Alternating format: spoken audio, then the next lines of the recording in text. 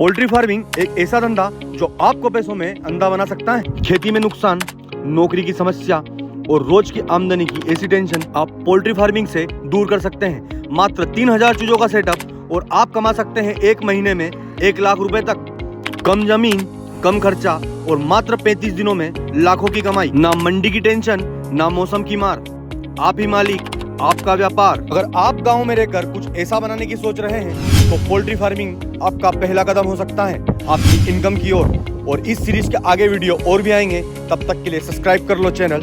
Peace out.